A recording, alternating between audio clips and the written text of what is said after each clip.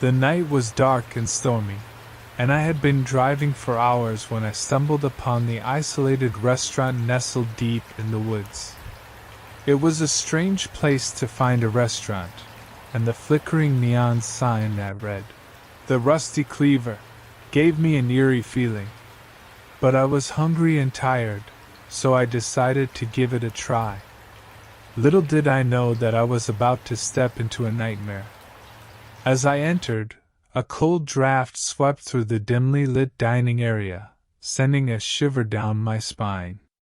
The place was practically empty, with only a few patrons scattered around.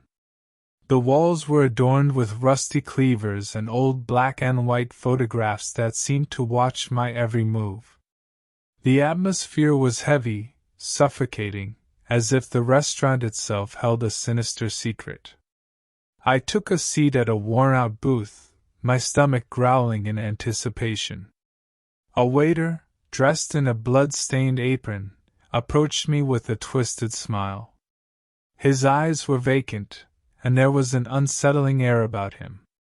I ordered a simple dish, trying to ignore my unease. As I waited, I couldn't help but notice the peculiar behavior of the other diners. They spoke in hushed tones, casting furtive glances in my direction. It was as if they were part of some secret society, and I had unwittingly stumbled upon their gathering. My food arrived, and I took a tentative bite. It was surprisingly delicious, despite the unsettling ambience. I was about to dig in when the door to the kitchen swung open, and a tall, imposing figure emerged. He was the chef, I assumed, and he had an aura of malevolence about him that sent chills down my spine. His eyes were cold and calculating, and his thin smile revealed rows of sharp, glistening teeth. He approached my table, and his voice was a low, menacing growl. "Enjoying your meal?" he asked. I nodded, trying to hide my discomfort. "Yes, it's excellent." He leaned in closer, his hot breath against my ear making me shudder. "Good," he whispered. "We take our food very seriously here at the Rusty Cleaver. In fact, we consider it an art form." I couldn't help but notice the emphasis he placed on the word, art. It sent a shiver down my spine, and I suddenly felt like I was in way over my head. But it was too late to leave now. I was trapped in this nightmare of a restaurant, and I had no choice but to play along. The chef returned to the kitchen, and I continued to eat my meal, though my appetite had waned considerably. The other diners seemed to be engrossed in their own conversations, and I felt like an outsider in this strange, twisted world. As I finished my meal, I noticed a trapdoor in the corner of the dining area, partially hidden beneath an old, frayed rug. It seemed out of place in a restaurant, and my curiosity got the better of me. I discreetly made my way over to it, hoping to uncover some clue about the restaurant's sinister secrets. With a bit of effort, I managed to lift the trapdoor and peek inside. What I saw made my blood run cold. It was a dimly lit cellar, and at the center of it was a gruesome altar adorned with candles and strange symbols. There were shackles bolted to the walls, and a sickening smell of decay hung in the air. My heart pounded in my chest as I realized the horrifying truth. The Rusty Cleaver was not just a restaurant, it was a front for something much more sinister. The patrons were not ordinary diners. They were members of a cult, and this restaurant was their twisted sanctuary. I quickly closed the trapdoor and returned to my seat, my mind racing with fear and confusion. I had to find a way out of this place, but I knew that I couldn't leave without arousing suspicion. I needed more information, more evidence of what was happening here.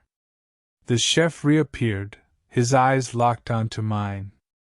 "I hope you enjoyed your meal," he said, his voice dripping with malice. I nodded, my heart pounding. Yes, it was excellent. Excellent, he repeated, his smile widening. We take great pride in our cuisine here, you know. It's a family recipe, passed down through generations.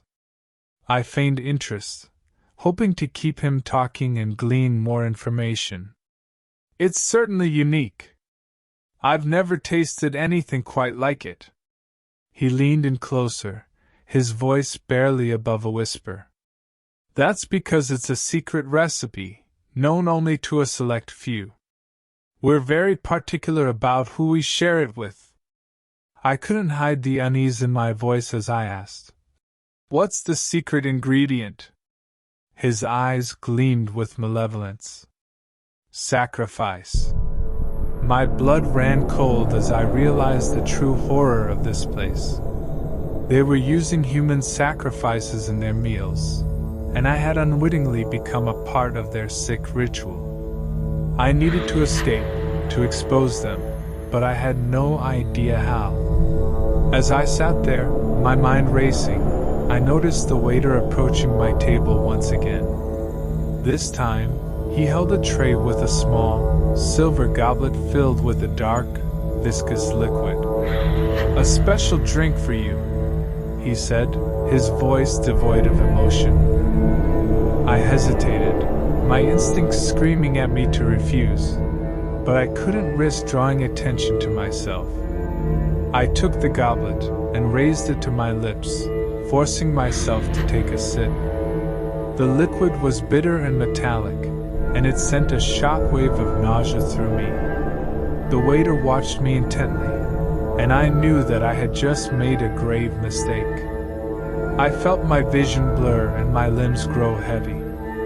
I had been drugged, and I was losing consciousness.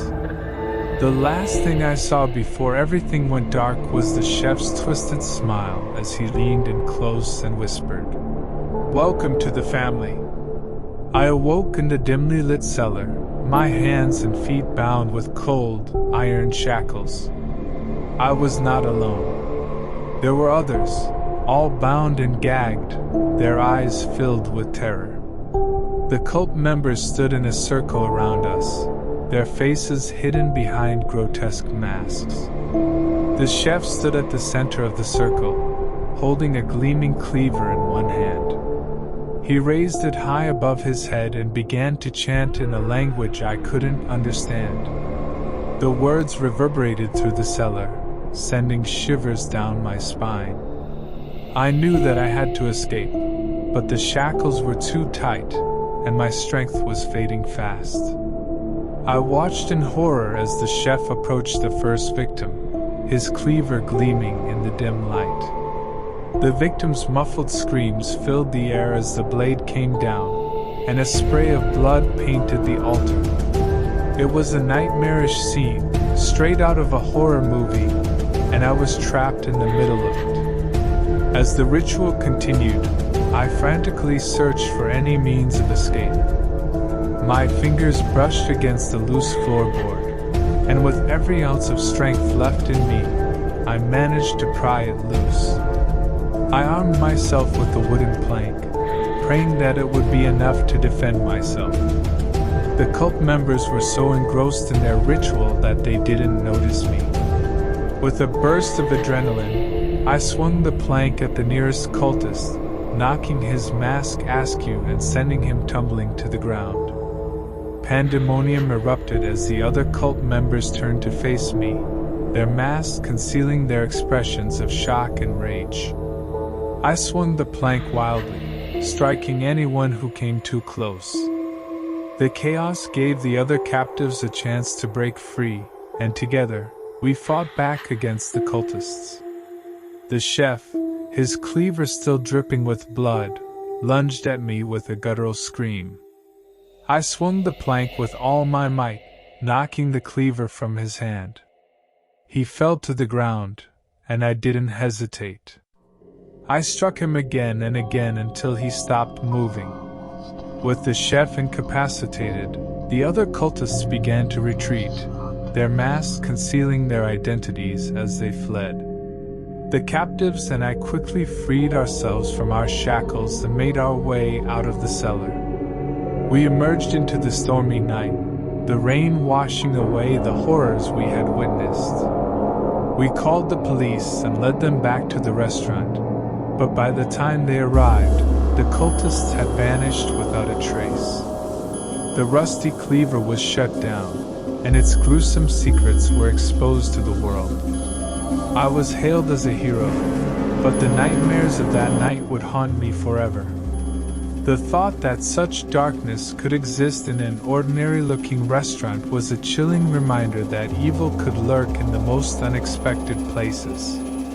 I left that cursed place behind, vowing never to speak of it again. The memory of the sacrifices and the psycho chef would forever be etched into my mind, a constant reminder that evil could be lurking just around the corner, waiting to devour the unsuspecting.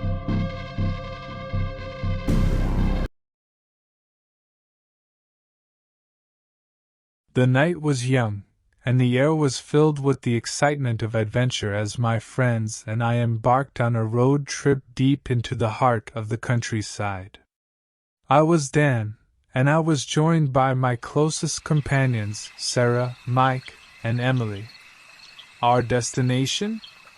A remote, legendary restaurant known as the Harvest Moon. Rumors of this place had circulated for years among the locals, whispered tales of its exquisite cuisine and enigmatic chef who only prepared meals on the rarest of occasions. It was said that dining at the Harvest Moon was an experience like no other, but it came with a price we were all too willing to pay. The winding road led us through dense forests and rolling hills, the moon casting an eerie glow on the landscape. Finally, we arrived at our destination, a seemingly ordinary farmhouse nestled among the trees. The only sign of the restaurant was a simple wooden board with the words, "The Harvest Moon," painted in elegant script. As we entered, the atmosphere was warm and inviting, in stark contrast to the chilling tales we had heard. A friendly hostess led us to a rustic dining area, where we took our seats by a cozy fireplace. The walls were adorned with paintings of bountiful harvests and serene landscapes, creating an ambience of rustic charm. Our excitement grew as we perused the menu, which featured tantalizing dishes with ingredients we had never even heard of. The waiter, a cheerful man with a twinkle in his eye, recommended the chef's special, a dish known as the Feast of the Harvest Moon. We agreed, and as we waited, we couldn't help but notice that the other diners seemed equally enthusiastic. The restaurant was full, a testament to its reputation, and the patrons chatted in hushed excitement. Our meal arrived in a procession of beautifully presented courses, each one more delicious than the last. It was unlike anything we had ever tasted, a symphony of flavors and textures that danced on our palates. We couldn't help but be swept away by the culinary masterpiece before us. As we savored our meal, we noticed that the restaurant had grown quieter, and an air of anticipation hung in the room. The hostess approached our table, her demeanor more solemn than before. "It's time," she said softly, her eyes locking onto mine. Confusion and curiosity filled our faces. "Time for what?" I asked. She simply smiled and led us through a narrow corridor and into the heart of the farmhouse. There, we entered a dimly lit room that seemed frozen in time. The walls were adorned with ancient tapestries, and a long, wooden table stood at the center, covered with a white linen cloth. At the head of the table sat the chef, a tall, imposing figure whose face was hidden beneath a hooded cloak. His hands were gloved in black leather, and a sense of foreboding hung in the air. The chef spoke in a low, commanding voice, instructing us to take our seats. Around us, the other diners had also gathered, their expressions a mixture of excitement and trepidation. The Feast of the Harvest Moon had taken on a new meaning, and we realized that we were not merely diners but participants in a ritualistic meal. The chef revealed a gleaming, silver knife and sliced into a large, ripe pumpkin at the center of the table. Inside, nestled among the seeds and pulp, were 4 envelopes.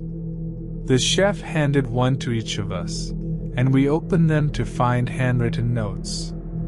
The notes contained cryptic instructions, urging us to make a choice that would forever alter the course of our lives. Confusion turned to fear as we looked around at the other diners, each engrossed in their own notes, their faces contorted with indecision. It was clear that the choice was a test of our commitment to this mysterious ritual. The chef's voice rang out once more, his words echoing in the dimly lit room.